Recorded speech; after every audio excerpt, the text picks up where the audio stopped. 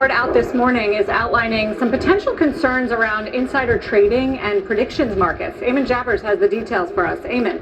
Good morning, Sarah. The blockchain analysis firm TRM Labs is out with a fascinating new report in the past hour. They're looking at massive growth in the prediction markets and raising what the firm calls market integrity questions around potential insider trading on the war in Iran. First, the big numbers. TRM found that monthly trading volume, which was around $1.2 billion in 2025, began to accelerate sharply in September, and by early 2026 grew to nearly $21 billion per month in these markets. Now, that doesn't appear to be just the same users betting more money. It's unclear here a little bit, but TRM says the number of individual wallets interacting with Polymarket, Limitless, Opinion Market, and Predict.fun increased from 462,000 in January of 25 to a peak of about 837,000 in February of 26. But because a person can own more than one wallet, not exactly clear how many people are actually participating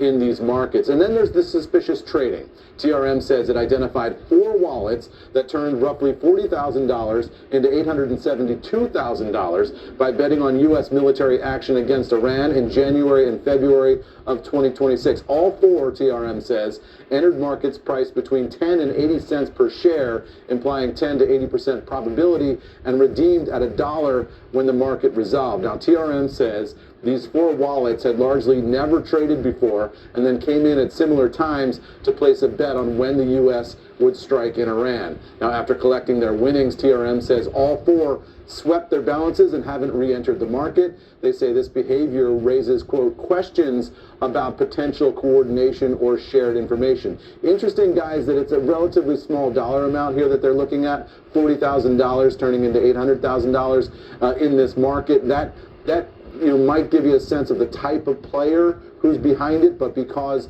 the blockchain is anonymous, it's difficult to figure out who the individuals actually are.